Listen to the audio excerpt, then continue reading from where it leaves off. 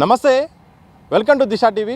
తెలంగాణ కాంగ్రెస్కు సీనియర్ నేత జీవన్ రెడ్డి ఎటకేలకు రాజీనామా చేశారు. ఇదే సందర్భంలో కాంగ్రెస్ నన్ను అవమానించింది, కార్యకర్తలకు న్యాయం చేయడానికి ఇక పోరాటం చేస్తానంటూ కూడా ఆయన ప్రకటించారు. మొత్తానికి రేవంత్ రెడ్డిపై ఇక నా పోరాటం ఉంటుందని కూడా ఆయన వ్యాఖ్యలు చేస్తున్నారు. మరి జీవన్ రెడ్డి రాజీనామాపై అలాగే ఆయన చేసిన వ్యాఖ్యలపై తెలుసుకునే ప్రయత్నం చేద్దాం. మనతో పాటు కాంగ్రెస్ సీనియర్ నేత గజ్జల కాంతం గారు ఉన్నారు. కాంగ్రెస్ పార్టీ అన్యాయం చేసింది, అవమానించింది, అలాగే కార్యకర్తలకు నష్టం చేసిందని కూడా జీవన్ రెడ్డి గారు అంటున్నారు. ఏం చెప్తారు? మరి పెద్దలు జీవన్ రెడ్డి గారు అది అర్థం కాలే. జీవన్ రెడ్డి గారికి ఏం నష్టం చేసింది, జీవన్ రెడ్డి గారికి కాంగ్రెస్ పార్టీ ఏమి నష్టం చేసిందో స్పష్టంగా చెప్తే బాగుంటుందని నేను అంటున్నా. కార్యకర్తలకు నష్టం చేసిందా? కార్యకర్తలు అంటే ఎవరు? జీవన్ రెడ్డి అంటేనే కార్యకర్తలు. నాకు అర్థం కాలేదు, అందులో అది క్లారిటీ లేదు జీవన్ రెడ్డి గారికి. పాపం ఎవరి కోసం మాట్లాడుతున్నావు జీవన్ రెడ్డి గారు? నువ్వు మాట్లాడేది ఈ 40 ఏళ్లలో ఏ కార్యకర్త కన్నా ఎమ్మెల్యే టికెట్కి రాలేదని గిట్ట ఎవరి కోసమన్నా నువ్వు ఫైర్ అవుట్ చేసినావా? నీ కార్యకర్తలు, నేను నమ్ముకున్న కార్యకర్తలు, జగిత్యాల్ టౌన్ కానీ, జగిత్యాల కాన్స్టిట్యూన్సీ కానీ, జగిత్యాల జిల్లాలో కానీ ఎవరన్నా నీ కాంగ్రెస్ పార్టీ నమ్ముకున్న కార్యకర్తకు ఎమ్మెల్యే టికెట్ కానీ, లేకుంటే జడ్పీటీసీ టికెట్ కానీ, లేకుంటే జడ్పీ చైర్మన్ టికెట్ కానీ, లేకుంటే మున్సిపల్ చైర్మన్ కానీ కావాలని కార్యకర్తల కోసం నువ్వు ఎప్పుడన్నా అడిగినవా? ఆ కార్యకర్తలకు ఎప్పుడన్నా న్యాయం చేసినవా 40 ఏళ్ళల్లో? అది మొదలు చెప్పు. హైకమాండ్ దృష్టికి తీసుకెళ్ళినవా? లేకుంటే రాష్ట్ర పీసీసీ దృష్టికి తీసుకెళ్ళి ఎవరన్నా ఆ జగిత్యాల కాన్స్టిట్యూన్సీ ప్రజలకు కానీ, కార్యకర్తలకు కానీ, లేకుంటే జగిత్యాల జిల్లాలో ఉన్నటువంటి కాంగ్రెస్ కార్యకర్తలకు కానీ న్యాయం జరగాలని ఎప్పుడన్నా రాష్ట్ర పీసీసీ అధ్యక్షుడిని కానీ, లేకుంటే హైకమాండ్కి కానీ వాళ్ళ దృష్టికి తీసుకెళ్ళినవా? అది మొదలు చెప్తే బాగుంటుంది. రెండవది, జీవన్ రెడ్డి గారు మాట్లాడే మాటలు ఈ మధ్యలో టీవీలలో బాగా నాకైతే చాలా బాధ అనిపిస్తుంది. ఏం మాట్లాడుతున్నావో అర్థం కాలేదు. నేను తెలంగాణ ఒక ఉద్యమకారునిగా, తెలంగాణ చేసి చైర్మన్గా, కాంగ్రెస్ పార్టీ సీనియర్ నాయకునిగా, కాంగ్రెస్ పార్టీ జనరల్ సెక్రటరీగా, జగిత్యాల ప్రాంత నాయకునిగా, ఉమ్మడి కరీంనగర్ జిల్లా నాయకునిగా నేను మాట్లాడుతున్నాను. జీవన్ రెడ్డి గారు దయచేసి, ఎందుకంటే మీరు వినాలి ఈ విషయం. ఇది తెలంగాణ ప్రజలకు కూడా తెలవాలి, ముఖ్యంగా కరీంనగర్ ఉమ్మడి జిల్లా ప్రజలకు, జగిత్యాల జిల్లా ప్రజలకు కూడా తెలపవలసిన అవసరం ఉంది. ఆ అవసరం వచ్చింది, అవసరాన్ని తీసుకొచ్చాడు జీవన్ రెడ్డి గారు. 40 ఏళ్ళ నుంచి వెళ్ళి, నీకు దాదాపు 75 సంవత్సరాల నుంచి వెళ్ళి, 40 ఏళ్ళ నుంచి వెళ్ళి కాంగ్రెస్ పార్టీ జగిత్యాల్లో జీవన్ రెడ్డి కాంగ్రెస్ పార్టీ 40 ఏళ్ళ నుంచి వెళ్ళి నీకు టికెట్ ఇచ్చుకుంటూ వచ్చింది కాంగ్రెస్ పార్టీ. అది మర్చిపోయావా? కాంగ్రెస్ పార్టీ నీకు రాజకీయ భిక్ష పెట్టింది కాంగ్రెస్ పార్టీ. అది మర్చిపోయావా? కాంగ్రెస్ పార్టీ నీకు అన్నం పెట్టిన తల్లి, మర్చిపోయావా? మరి అది మర్చిపోయి ఏ ఇంట్లోనైతే అన్నం తిన్నావో ఆ ఇంటి అసలు లెక్క పెడుతున్నావు అని నేను అంటున్నా. ఏ తల్లి అయితే అన్నం పెట్టిందో కాంగ్రెస్ తల్లి, ఆ కాంగ్రెస్ తల్లిని విమర్శిస్తున్నావు అని నేను అంటున్నా. 40 ఏళ్ళ నుంచి వెళ్ళి ఎవరినన్నా రానిచ్చినవా జగిత్యాల్లో? 40 ఏళ్ళ నుంచి వెళ్ళి కాంగ్రెస్ పార్టీ నీకు టికెట్ ఇచ్చింది ఎమ్మెల్యేగా. 40 ఏళ్ళ నుంచి వెళ్ళి కాంగ్రెస్ పార్టీ నిన్ను ఎమ్మెల్యేగా గెలిపించింది జగిత్యాల్లో. ఇది వాస్తవం కాదా చెప్పు? నీకు ఎమ్మెల్యేని చేసింది కాంగ్రెస్ పార్టీ 40 ఏళ్ళ నుంచి వెళ్ళి. నిన్ను మంత్రిగా చేసింది 2 సార్లు క్యాబినెట్ మంత్రిగా. ఇది వాస్తవం కాదా?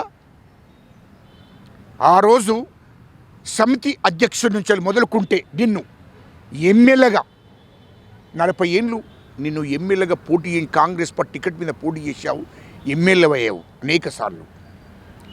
అదేవిధంగా మంత్రి అయ్యావు 2 సార్లు కాంగ్రెస్ పార్టీలో. అదేవిధంగా 3 సార్లు ఎంపీగా టికెట్ ఇచ్చింది కాంగ్రెస్ పార్టీ. ఎంపీగా కూడా పోటీ చేశావు, 3 సార్లు టికెట్ ఇచ్చింది. ఇది వాస్తవం కాదా? కాంగ్రెస్ పార్టీని అడ్డం పెట్టుకొని కాంగ్రెస్ పార్టీ పేరు మీద కోట్ల రూపాయలు నువ్వు సంపాదించుకున్నది ఇది వాస్తవం కదా? మంత్రిగా ఉన్నప్పుడు నువ్వు చెప్పు, నీకు ఏం అన్యాయం చేసింది కాంగ్రెస్ పార్టీ? అది తెలంగాణ ప్రజలకు కానీ జగిత్యాల జిల్లా ప్రజలకు కానీ తెలుపవలసిన అవసరం ఉంది. నీకేం అన్యాయం చేసింది? ఒక్క ఇంటికి, అది ఒక్క జీవన్ రెడ్డి ఇంటికే కాంగ్రెస్ పార్టీ పరిమితమైంది ఆ రోజు. 40 ఏళ్ళ నుంచి వెళ్ళి ఇంకా ఆల్టర్నేట్గా ఎవరికన్నా టికెట్ ఇచ్చిన కాంగ్రెస్ పార్టీ ఎవరినన్నా నువ్వు పైకి తీసుకొచ్చావా? సెకండ్ క్యాడర్ ఉందా అక్కడ? జీవన్ రెడ్డి గారు మీరు చెప్పండి. జగిత్యాల్లో ఆల్టర్నేట్గా కాంగ్రెస్ పార్టీకి ఒక సెకండ్ లీడర్షిప్ గిల్లు చెప్పే విధంగా ఉందా అక్కడ? అసలు ఒక కార్యకర్తను ఎదగనీయలే నువ్వు. ఆల్టర్నేట్గా ఒక కార్యకర్తను జగిత్యాల్లో ఎదగనివ్వలేదు. తొక్కేసినావు, నువ్వే తొక్కేసినావు. 40 ఏళ్ళ నుంచి కాంగ్రెస్ పార్టీ ఒక్కడు కూడా ఎదగనీయలేవు. రేవంత్ రెడ్డి తొక్కేసిండు అంటున్నారు. 40 ఏళ్ళ నుంచి వెళ్ళి కాంగ్రెస్ పార్టీ కార్యకర్తలను ఎస్టీలను బీసీలను ఎదగకుండా చేసింది జీవన్ రెడ్డి గారు. ఇప్పుడు ఆల్టర్నేటివ్ ఒక పేరు చెప్పానండి. ఒక జడిపి చైర్మన్ స్థాయి మనిషిని, ఒక జడిపి టీ స్థాయి మనిషిని, లేకుంటే ఒక మున్సిపల్ చైర్మన్ స్థాయి మనిషిని ఆల్టర్నేటివ్ ఒక కార్యకర్త పేరు చెప్పానండి జీవన్ రెడ్డి గారిని. ఎవరికి? 40 ఏళ్ళ నుంచి వెళ్ళి కాంగ్రెస్ పార్టీ అన్నం పెట్టిన కాంగ్రెస్ పార్టీ నీకు అది గుర్తుపెట్టుకో. లేకుంటే నువ్వెక్కడిది? ఆల్టర్నేటివ్ ఒక జితేందర్ రావు అని అంటాడు. కాంగ్రెస్ పార్టీ రక్తమైన కాంగ్రెస్ పార్టీ కోసం పనిచేసిన వ్యక్తి. అటువంటి కాంగ్రెస్ పార్టీ నుంచి వెళ్ళిపోయేటట్టు చేశాడు జీవన్ రెడ్డి గారు. అదేవిధంగా సుదర్శన్ అని ఉంటాడు మల్యాళ్ళ. ఆయన బీసీ బిడ్డ, పద్మశాలి బిడ్డ పాపం. ఆయన కాంగ్రెస్ రక్తం. కాంగ్రెస్ పార్టీ నుంచి ఆయన ఎదుగుతుండని సర్పంచ్ అండి మల్యాల్లో. సర్పంచి పెద్ద మల్యాలంటే మండలి ఎడుకుంటారు, అది పెద్ద విలేజ్. అక్కడ సర్పంచ్ అయినందుకు సర్పంచ్ అయ్యిండు, రేపు పొద్దుగాల వీడు జడ్పీటీసీ అంటాడు, ఎమ్మెల్యే అడుగుతాడు అని చెప్పి మనసులో పెట్టుకొని తొక్కేసాడు. కాంగ్రెస్ పార్టీ నుంచి వెళ్ళిపెట్టాడు చేసిండు ఆయనను. ఆయన కాంగ్రెస్ పార్టీ రక్తం ఆయన. కానీ అటువంటి ఎంతోమంది నాయకులు, ఎంతోమంది కార్యకర్తలను, ఎస్సీలను, ఎస్టీలను, బీసీలను, ముస్లింలను, వైశ్యులను ఎవరిని కూడా ఎదగనీయలే. తొక్కేసిండు. అసలు వాళ్ళను ఎక్కడ కూడా కాంగ్రెస్ పార్టీ పెద్ద నాయకులను కూడా కలవనీయలే వాళ్ళను. అసలు జగిత్యాల నుంచి దాటనీయలే వాళ్ళను. తొక్కేసిండు ఎక్కడిదక్కడ. 40 ఏళ్ళ నుంచి ఒక్క కార్యకర్త పేరు చెప్పోనండి, నేను ఛాలెంజ్ చేస్తా. ఒక్క కార్యకర్త. ఆయన 10 ఏళ్ళు మంత్రిగా పనిచేసింది కదా, 2 సార్లు మంత్రిగా పనిచేసింది కదా, ఒక్కరికన్నా అక్కడ నామినేటెడ్ పోస్ట్ ఇప్పించింది అడగండి. ఇటు చెప్పదండి, జగిత్యాలను ఆనుకొని ఉంటుంది.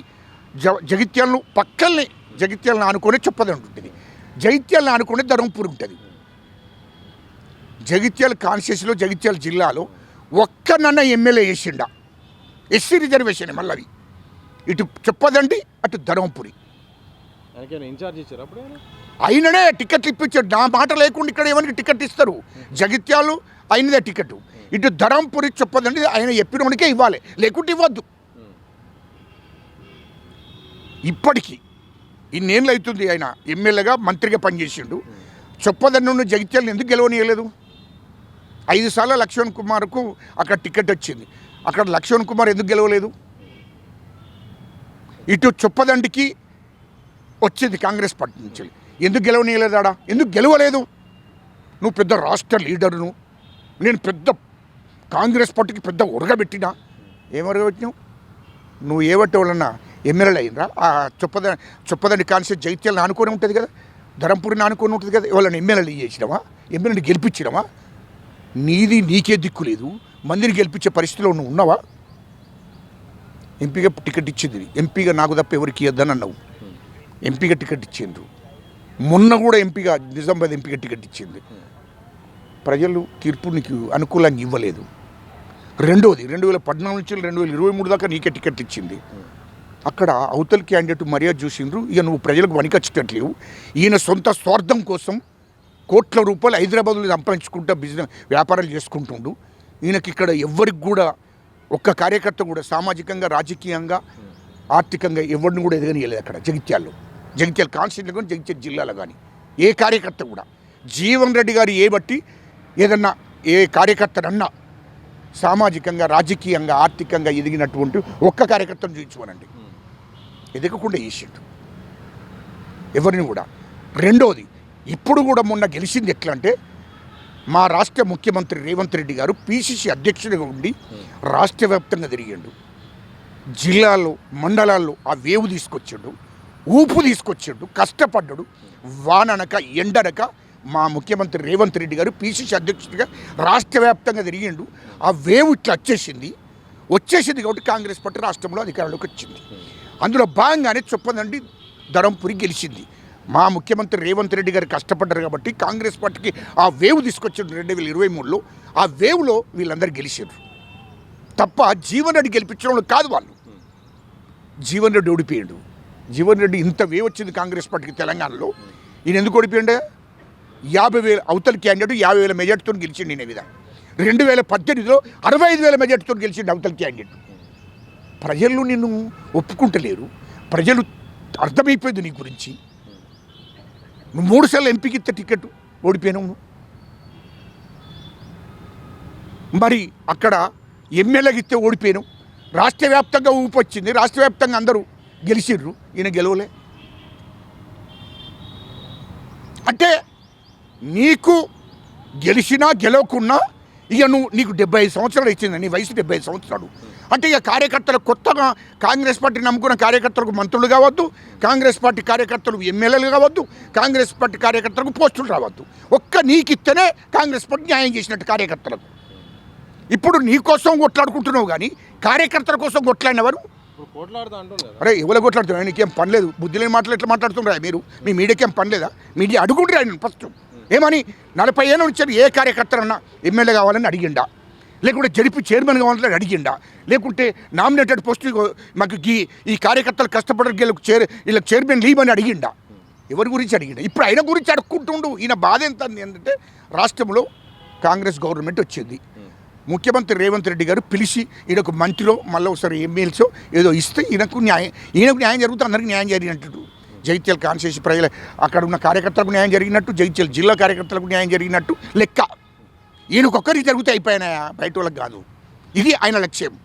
ఇప్పుడు ఈయన కోసమే బాధ అంతా, ఇంకోళ్ళ కోసం కాదు. ఇప్పుడు 40 ఏళ్ళ నుంచి కాంగ్రెస్ పార్టీ ఆయనకు అన్నం పెట్టింది, కాంగ్రెస్ పార్టీకి రాజకీయ భిక్ష పెట్టింది, కాంగ్రెస్ పార్టీ టికెట్లు ఇచ్చింది, కాంగ్రెస్ పార్టీ ద్వారా గెలిచిండు. కానీ ఇప్పుడు 2023 నుంచి ఆయనకు మనసు పడతలేదు.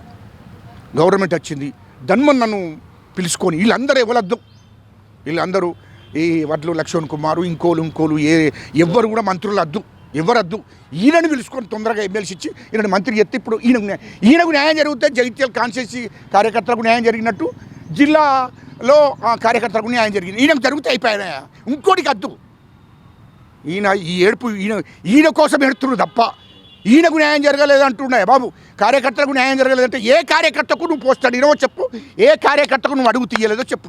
40 ఏళ్ళ 2026 వరకు ఏ కార్యకర్త కోసం నువ్వు త్యాగం చేసినవా? గీళ్ళకు నామినేటెడ్ పోస్ట్ ఇవ్వాలి, గీళ్ళను జడిపి చైర్మన్ చేయాలి, గీళ్ళను మున్సిపల్ చైర్మన్ చేయాలి, మున్సిపల్ చైర్మన్గా అవకాశం ఇస్తే వాళ్ళ తమ్మునికి ఇచ్చుకున్నాడు బాబు ఆయన మంత్రిగా ఉన్నప్పుడు.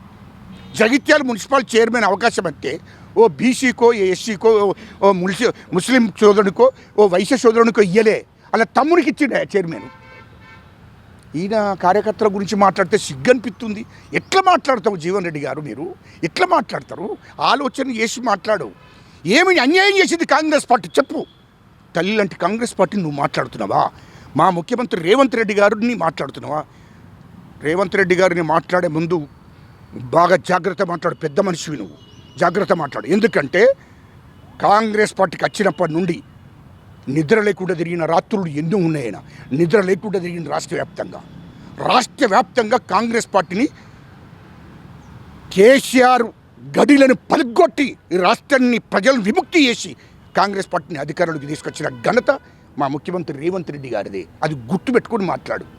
నువ్వు ఎక్కడనే జగిత్యాలలో పోటీ చేసుకుంటే, జగిత్యాల కాంగ్రెస్ పార్టీ టికెట్ మీద పోటీ చేసుకుంటే జగిత్యాలు ప్లస్ నీ ఆస్తుల మీద దృష్టి పెట్టినావు తప్ప తెలంగాణ రాష్ట్ర వ్యాప్తంగా కాంగ్రెస్ పార్టీ అధికారులకు రావాలని ఎప్పుడన్నా చూసినావా? ఎప్పుడన్నా నీ 40 ఏళ్ళ జీవితంలో ఎప్పుడన్నా నువ్వు ఎవడన్నా ఎమ్మెల్యే గెలిచిండావా? ఇటు చొప్పదండి కానీ అటు ధరంపురి కానీ. సత్యనారాయణ గౌడ్ ఎప్పుడో ఎమ్మెల్యేగా పోటీ చేసి గెలిస్తే ఒక్కసారి గెలిచిండు పాపం ఆయన. రెండోసారి పోటీ చేస్తే ఆయనను గెలవకుండా చేసిండు ఇదే జీవన్ రెడ్డి గారు. కాంగ్రెస్ పార్టీలో ఉండి అటువంటి చరిత్ర గల్లోడు ఇవాళ కాంగ్రెస్ పార్టీ గురించి మాట్లాడుతున్నావే.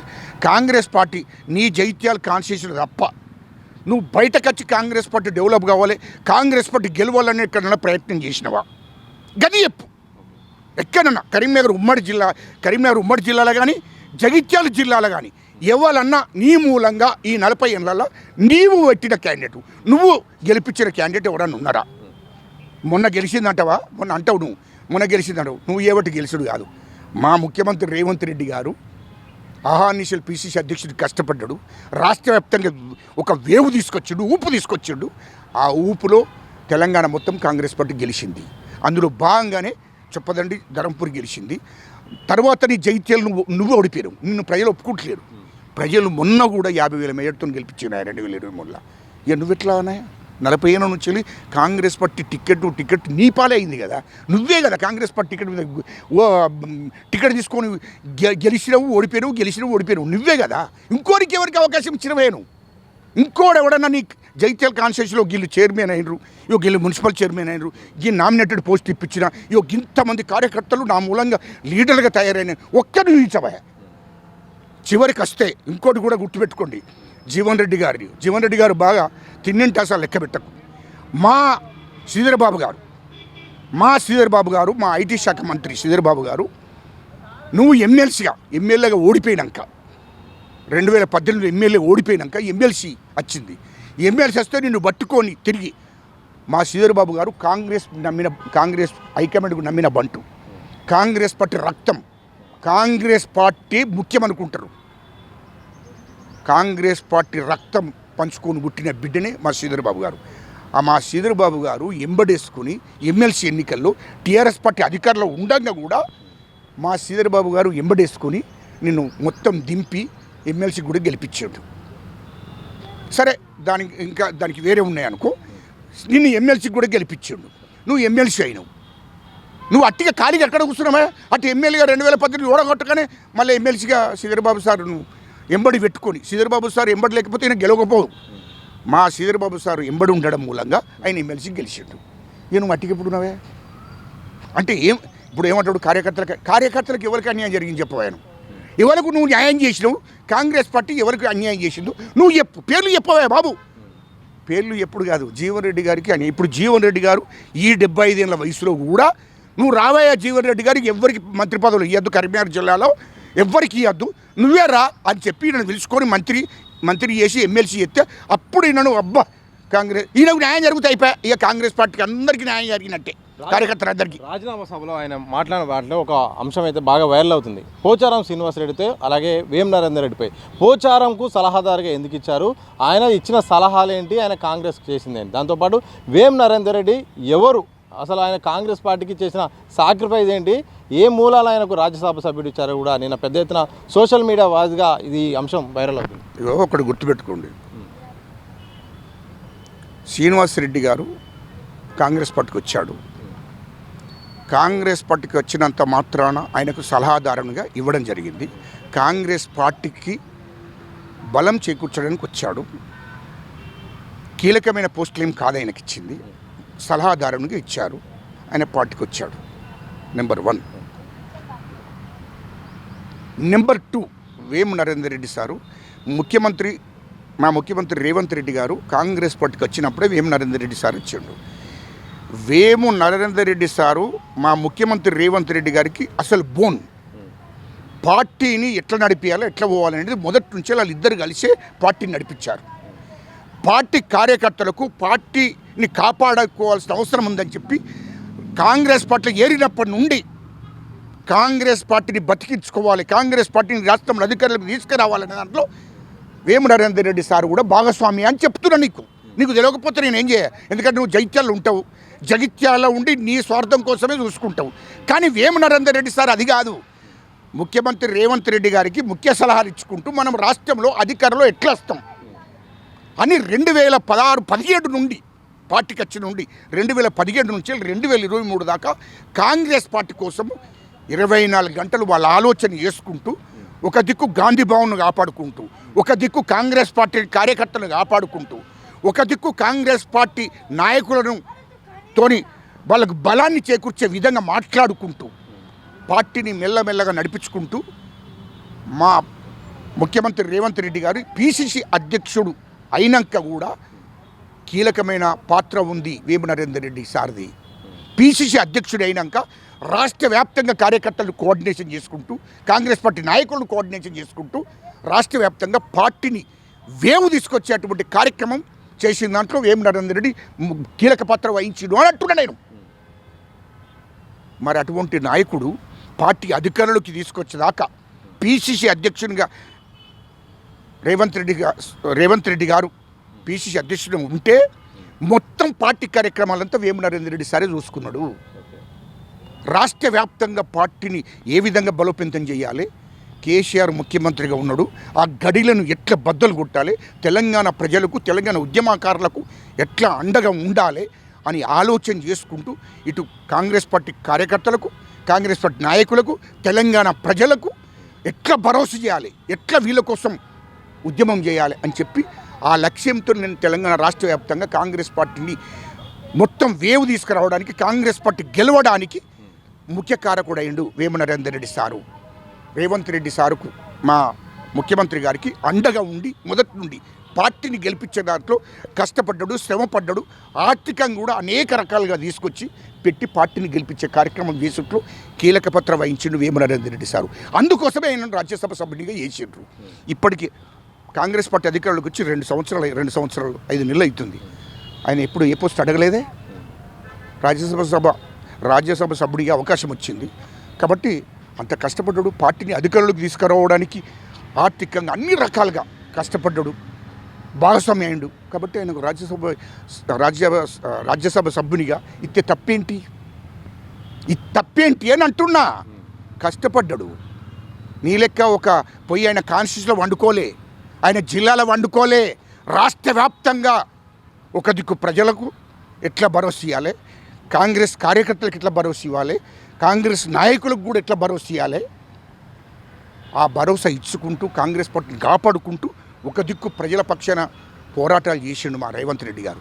దాంట్లో పూర్తిగా భాగస్వామ్యం వేము నరేందర్ రెడ్డి సారు. అధికారులకు వచ్చినాక 2 సంవత్సరాలన్నర తర్వాత ఆయనకు రాజ్యసభ సభ్యునిగా ఇవ్వడం జరిగింది. అది ఆయన కార్యకర్త. ఆయన అంత శాంతియుతంగా అంత కష్టపడి ఉన్నాడు కాబట్టే ఆయనకు అవకాశం వచ్చింది. ఆయనకు రాజ్యసభ సభ్యునిగా ఇచ్చిండ్రు. మంత్రి చేయలేదు, ముఖ్యమంత్రి చేయలేదు ఆయనను. ఎందుకు ఆయన తొందరపడుతున్నావు? ఆయనకి ఇచ్చినందుకు మరి నువ్వెక్కడ కష్టపడవు చెప్పవు. ఆయన నువ్వు రాష్ట్రంలో కాంగ్రెస్ పార్టీ అధికారులకు రావడానికి ఎంత డబ్బు పెట్టినావు, ఏ కాన్స్టిట్యూషన్ తిరిగినావు, ఏ జిల్లాలు తిరిగినావు, స్టేట్లో కార్యకర్తలను కాపాడుకోవడానికి ఎంత ప్రయత్నం చేసినావు చెప్పు ప్రజలకు. కాంగ్రెస్ పార్టీ కార్యకర్తలను కాపాడుకోవడం కోసం ఏమైనా కష్టపడవా? పోనీ జగిత్యాల కష్టపడవా? నువ్వు జగిత్యాల కార్యకర్తలను కాపాడుకోలేదే నువ్వు. జగిత్యాల కాన్స్టిట్యూన్సీలో జగిత్యాల జిల్లాలో కాంగ్రెస్ కార్యకర్తలను కాపాడుకోలే, కరీంనగర్ ఉమ్మడి జిల్లాలో కాంగ్రెస్ని కాపాడు ప్రయత్నం చేయలే, స్టేట్లో ప్రయత్నం చేయలేదు. నువ్వు ఓన్లీ జగిత్యాల్లో నీ దగ్గర నీకు సీటు, ఓటు, డబ్బులు ఈ గిఫ్ట్ మీద దృష్టి పెట్టిన తప్ప కాంగ్రెస్ పార్టీకి అండగా ఎప్పుడన్నా ఉన్నవా? కాంగ్రెస్ పార్టీని గెలిపించుకోవాలి, జిల్లాలో గెలవాలి, రాష్ట్రంలో గెలవాలని ఎప్పుడన్నా ప్రయత్నం చేసినవా? ఎందుకే మాట్లాడుతావు జీవన్ రెడ్డి గారు? తప్పు. చివరికి చెప్పండి, చివరికి ఏం చెప్పారంటే సీఎం రేవంత్ రెడ్డి సీఎం కావడానికి కాంగ్రెస్లోకి వచ్చాడు, ఆ పార్టీని మొత్తం కూడా ఒక జాతీయ పార్టీని సొంత పార్టీ లాగా వ్యవహరిస్తున్నాడు ఒకటి. నెక్స్ట్ ఇక నేను గతంలో ఎంతోమంది సీఎంతో పోరాటం చేసిన, కేసీఆర్తో కూడా చేసిన, ఇక రేవంత్ రెడ్డితో కూడా నా పోరాటం చేస్తా, ఆయన తొక్కుకుంటూ పోతా అంటుంటూ నేను తొక్కుకుంటూ ముందుకెళ్తా, రేవంత్ రెడ్డితో నా పోరాటం ఉంటుందని కూడా చివరిసారి అని చెప్పిండు. ఏం పోరాటం చేసిండు? ఎవరితో పోరాటం చేసిండు? కేసీఆర్తో, చంద్రబాబు నాయుడుతో ఏం పోరాటం చేసిన? నీతో ఏమైందని పోరాటం చేసినావు చంద్రబాబు నాయుడుతో? జగిత్యాల్లో కాంగ్రెస్ పార్టీ ఇక్కడ మీద గెలిచినావు, జగిత్యాల్లో ఉన్నావు, అది అయిపోయింది, ఆ ఎపిసోడ్ అయిపోయింది, చంద్రబాబు నాయుడు ఎపిసోడ్ అయిపోయింది. నువ్వు అప్పుడు నువ్వేం పోరాటం చేసినావు స్టేట్ ప్రజలందరికీ కూడా తెలుసు, నీ జగిత్యాలు జిల్లా ప్రజలకు కూడా తెలుసు, కరీంనగర్ ఉమ్మడి జిల్లా ప్రజలకు కూడా తెలుసు. జీవన్ రెడ్డి సార్ నువ్వు ఎప్పుడు అవసరం లేదు, నువ్వేం పోరాటం చేసినావు మాకు తెలియదు. మరి పేద ప్రజల కోసం, కార్యకర్తల కోసం ఏం పోరాటం చేసినావు అందరికీ తెలిసిన చిక్కి, అది గుర్తుపెట్టుకో. రెండోది, కేసీఆర్ ఉన్నప్పుడు ఏం పోరాటం చేసినావా? కేసీఆర్ ఉన్నప్పుడు జీవన్ రెడ్డి సారు, నువ్వు సారు ఇది అందరికీ తెలుసు, ఎందుకు మమ్మల్ని నోట మాట్లాడనీయకు దయచేసి. జీవన్ రెడ్డి గారు దండం పెడతాను, మాట్లాడనీయక, పరిశాన్ కాకు. ఎందుకు? నువ్వు ఎమ్మెల్సీగా ఉన్నప్పుడు ఏదో అట్లా ఎమ్మెల్సీగా పోయి శాసన మండలిలో మాట్లాడి 10 ఏళ్ళు కేసీఆర్తో పని చేయించుకున్నవే. కేసీఆర్ కోవట్లలో నెంబర్ 1 నువ్వే ఉన్నావు, ఇంకా చాలామంది ఉన్నారు. నన్ను నోట అనిపించకూడదు దయచేసి. మీరు అనుకున్నారా? కేసీఆర్, కేటీఆర్ గజలకాంతంకు టిక్కెట్ రాకుండా ఏ జీవన్ రెడ్డి గారు అంటేనే నువ్వు నాకు టిక్కెట్ రాకుండా వేసినావు. అది నాకు తెలియదా? 2014లో 2018లో ఇదంతా నువ్వు ఇక ఆ ఎపిసోడ్ నేను తర్వాత చెప్తున్నా. మీరు శనివారం సోమవారం దాకా ఓపిక పట్టుండ్రి. నేను ఎపిసోడ్ చెప్తున్నా, ఇంకా చాలా ఉన్నాయి. గజలకాంతం అనేటకు టిక్కెట్ రాకుండా ఏడములో కీలక పాత్ర వహించింది నువ్వే కదా. నువ్వే కదా. ఏం అవసరం ఉన్నది నేను సోమవారం నాడు ఎపిసోడ్లో చెప్తాను. ఎందుకంటే నువ్వు కేసీఆర్ 10 ఏళ్ళు ముఖ్యమంత్రిగా ఉంటే నువ్వు కేసీఆర్తో దోస్తాను చేసి 10 ఏళ్ళు నీ పనులన్నీ చేయించుకున్నావు. నీ సొంత పనులు ప్రజల కోసం చేయించుకున్నది కాదు. జగిత్యాల ప్రజల కోసమో లేకుంటే జిల్లా ప్రజల కోసమో చేయించుకోలే. కేసీఆర్ ముఖ్యమంత్రిగా ఉన్నప్పుడు పనులని చేయించుకున్నది నువ్వు. ఆయనతో దోస్తాను చేసింది నువ్వు. ఇప్పటికీ ఆ దోస్తాను కంటిన్యూ అవుతుంది నీది 100%. అందులో డౌటే లేదు. 10 ఏళ్ళు ఆయనకి ఏం పనులు, ఏమైనా పనులు అయినావే టీఆర్ఎస్ గవర్నమెంట్లో జీవన్ రెడ్డి గారికి? మొత్తం పనులు చేయించుకున్నాడు.